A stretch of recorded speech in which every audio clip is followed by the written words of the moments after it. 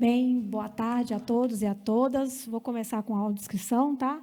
Sou Andréia Bessa, sou advogada, sou economista, tenho 1,61 m de altura, visto um vestido preto longo e um blazer rosa em comemoração aqui, para combinar com o evento. Cabelo castanho escuro. Acho que eu não esqueci de nada, né, gente? Peso eu me nego a falar, tá? 49 anos eu ainda falo. Bem, eu deixei uma apresentação, não sei se está disponível. Eu falei que agora fiquei com a tarefa difícil, né? Falar antes aqui dos doutores. Me perdoem se eu falar alguma besteira, mas eles me corrigem. Ah, tá bom, ok.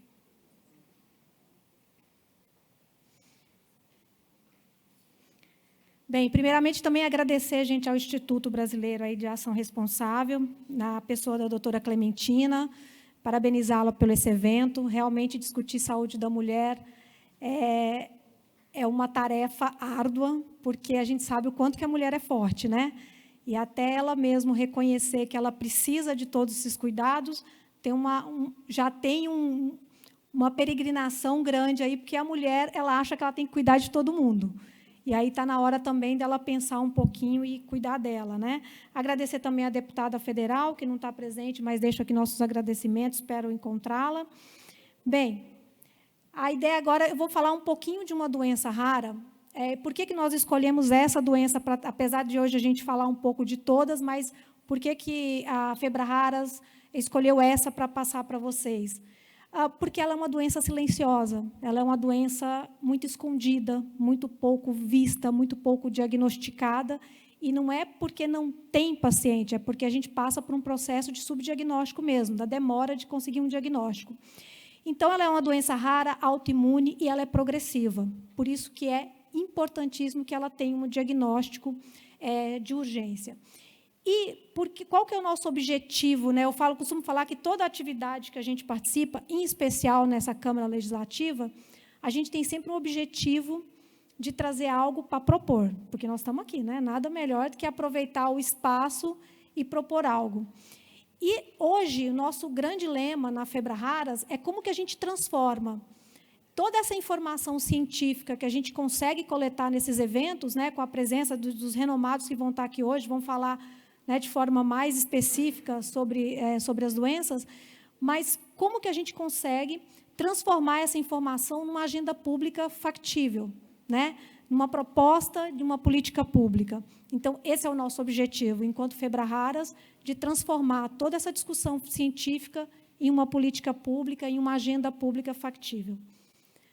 E por que falar da CBP? Eu vou falar CBP, já tô íntima dela, então nós já estamos nos apelidos já, tá? Ela tem uma predominância feminina, então por isso que ela foi uma das escolhidas aqui para a gente falar um pouco hoje. A cada 10 pessoas atingidas, 9 são mulheres, né? E a faixa etária que tem maior ocorrência, né, que a gente identificou até hoje, é na mulheres de 40 a 60 anos. É uma doença rara e autoimune, que nem eu já tinha colocado para vocês. Ela é crônica, ela é progressiva. E eu costumo dizer que eu falo que ela é uma doença disfarçada, né? Ela está sempre... E na mulher, o impacto dela é grande, porque nós vamos ter um depoimento, eu tenho certeza que a nossa paciente hoje vai trazer esse depoimento, mas ela se disfarça muito no cansaço, na fadiga. E a mulher, ela não se dá o direito de ficar cansada, né? Quando ela pensa em estar cansada, ela acha que é algum problema dela. Ou os que estão à sua volta, geralmente acham que é um problema psicológico, né? Você está com depressão, esse cansaço seu é depressão. Então, esse é o grande perigo. Por quê?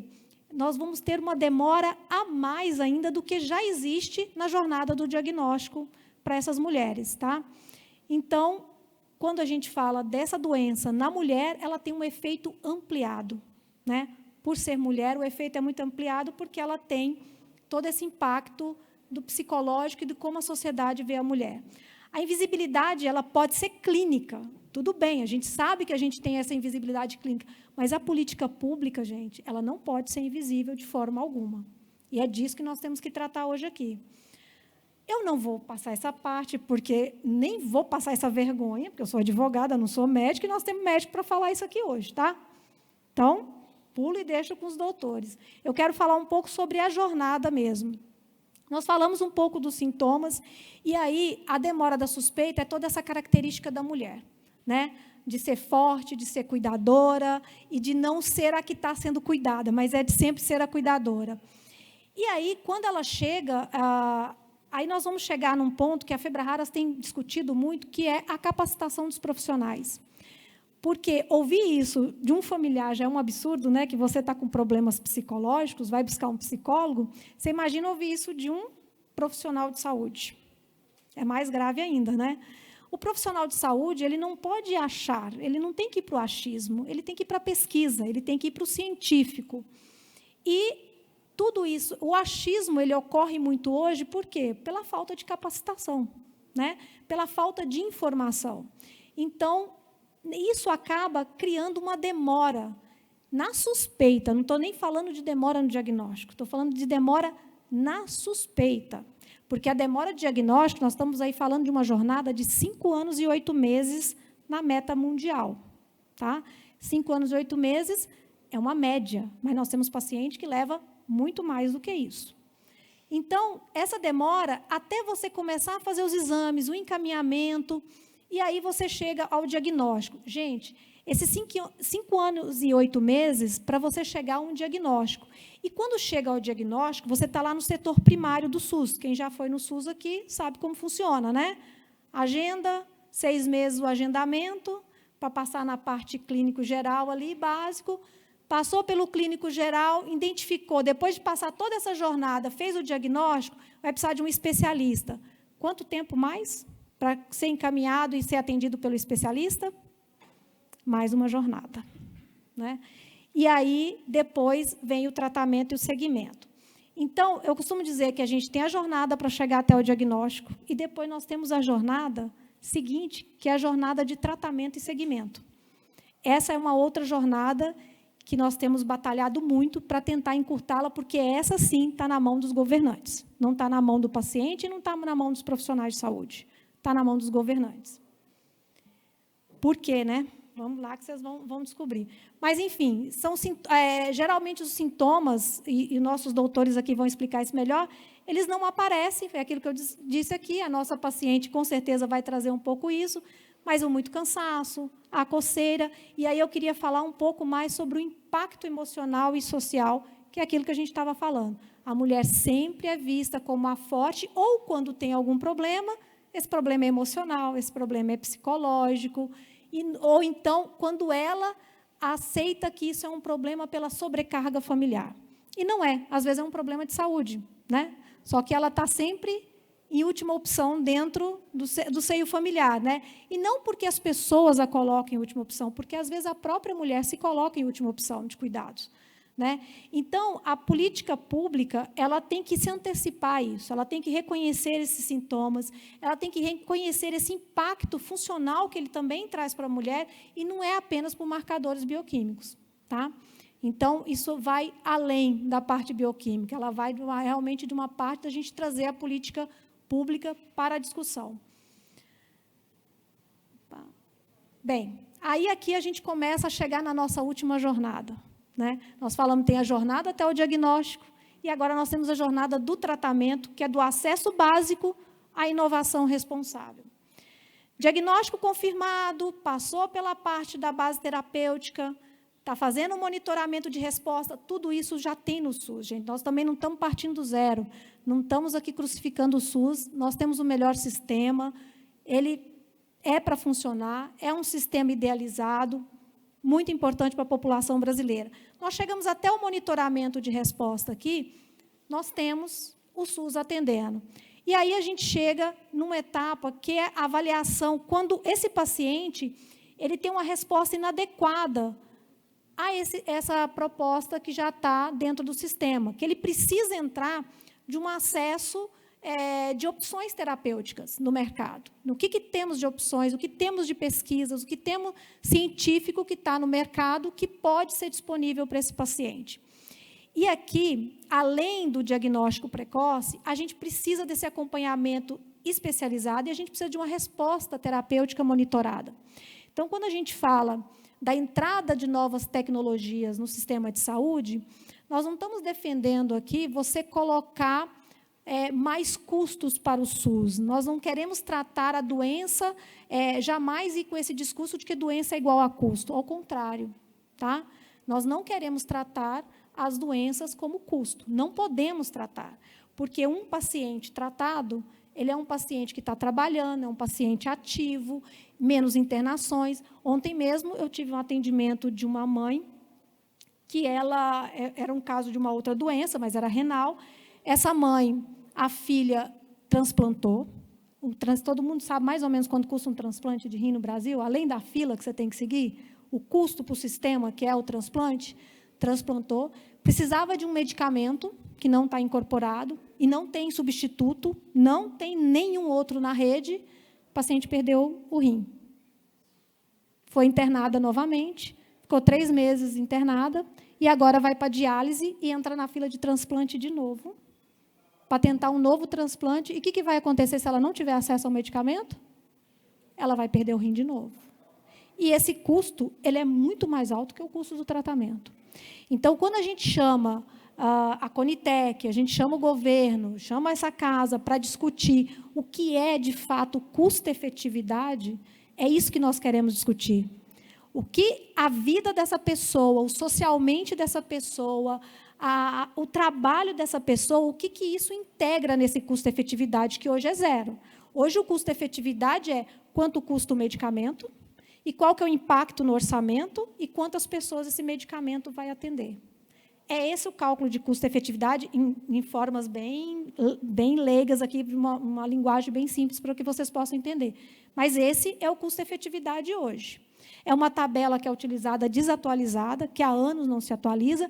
O orçamento do Ministério da Saúde há muito não vem aumentando, a gente só vê ele decaindo, aí realmente o impacto fica grande no orçamento. Se o seu orçamento não acompanha a arrecadação do país, o orçamento do Ministério da Saúde, é óbvio que o orçamento está reduzindo.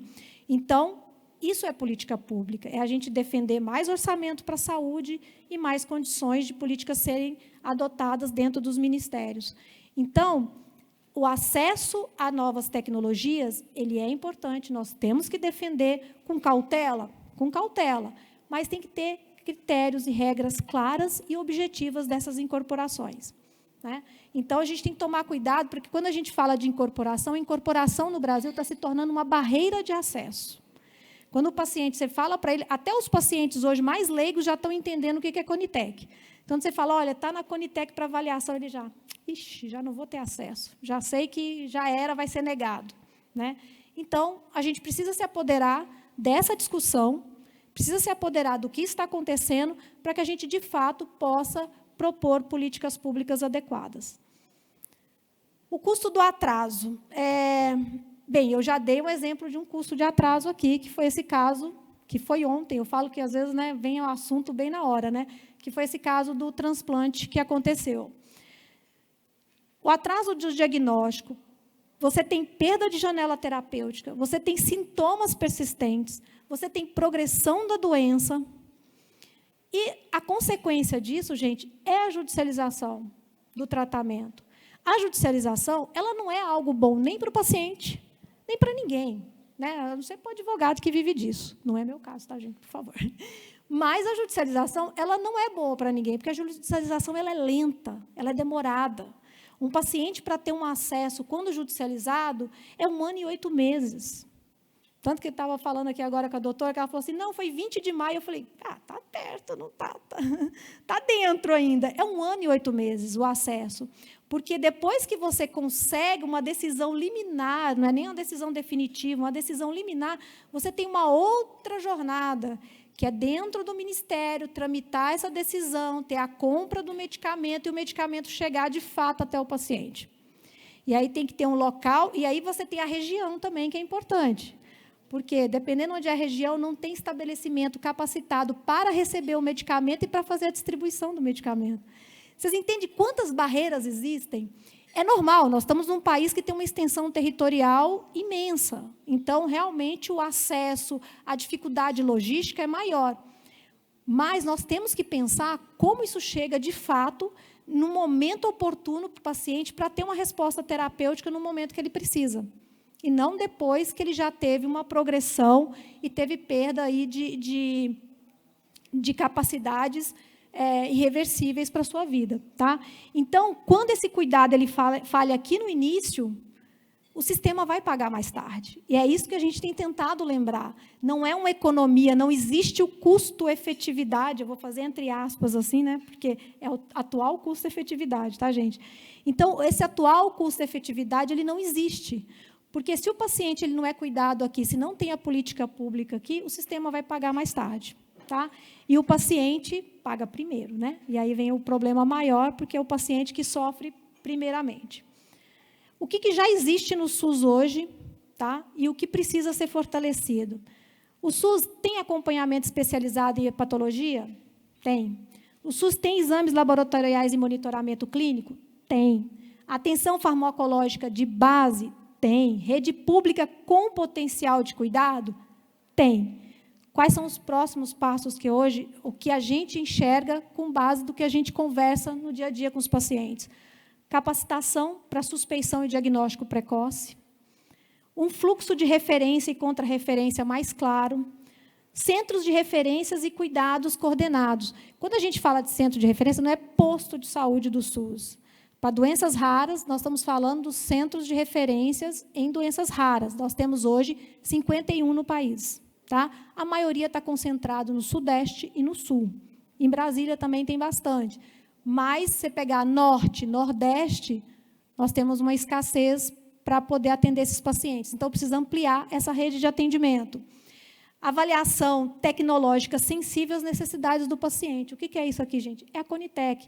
A Conitec ela é um órgão de monitoramento, é um órgão de assessoramento do Ministério da Saúde. Ela não pode ser um órgão que é decisório. Ela só orienta o Ministério da Saúde, e o Ministério da Saúde tem que tomar essa decisão, com base, óbvio, nas informações técnicas coletadas hoje pela Conitec. Mas, no último, estava até com a minha vice-presidente aqui da Febraharas, no último evento que a gente teve do CNJ, nós percebemos que os juízes têm uma compreensão equivocada do papel da Conitec. Né? Porque parece que eles colocavam o seguinte, o que a Conitec decidir, nós vamos seguir. Eu falei, mas como assim? A Conitec decidir, vocês vão seguir. A Conitec é um órgão de assessoria.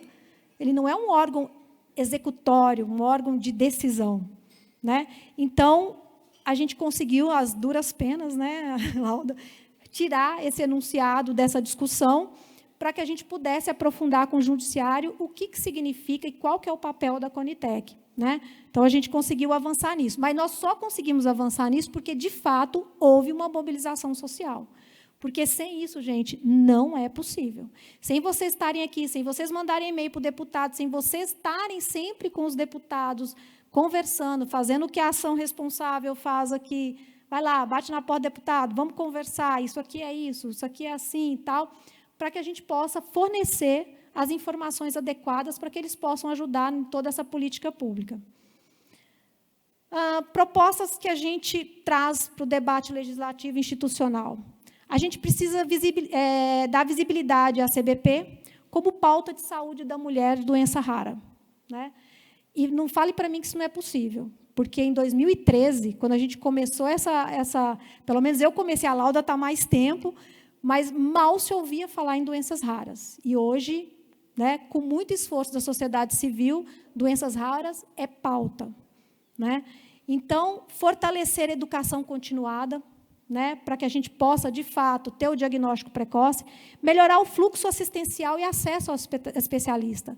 Eu não posso ficar só no médico de base, eu preciso para o médico especialista. Garantir a avaliação e acesso oportuno às terapias adequadas. Então, precisa, sim, ter a discussão da incorporação das novas terapias. Incorporar a experiência dos pacientes na formulação das políticas públicas. Né? Então, hoje nós vamos ouvir uma paciente aqui, e é muito importante a gente pegar esse depoimento, transformar ele, tentar traduzir ele para uma política pública. Aí sim a gente vai ver que tem um impacto na ponta. Né? Qual que é a nossa meta? Nossa meta é reduzir o tempo de diagnóstico, especialmente para a mulher, que é a grande mãe da família, que todo mundo gosta, né, de falar, a mulher é a mãe, mas ela não é só a mãe, ela é a trabalhadora, ela trabalha fora de casa, hoje ela é multifuncional. Né? A CBP ela exige uma política pública com recorte de gênero. Por que a gente defende esse recorte de gênero? Porque a cada 10 pessoas diagnosticadas, 9 são mulheres. Então, eu achei essencial esse tema estar sendo trazido para essa discussão da Frente Parlamentar da Saúde da Mulher, como câncer de mama, né, que são políticas públicas voltadas à saúde da mulher. Então, eu acho que a gente tem que ter um recorte especial para a CBP na saúde de gênero, no recorte de gênero aqui, com diagnóstico oportuno e cuidado integral, ou nos centros especializados de doenças das mulheres, se a gente pode introduzir essa educação, enfim, trazer esses sintomas. Então, informação, conscientização, isso para a gente realmente é importante, para a gente trazer, de fato, a saúde da mulher para a discussão da forma merecida. Tá? Gente, obrigada, desculpa se eu me alonguei, mas acho que eu tentei cumprir aqui o proposto.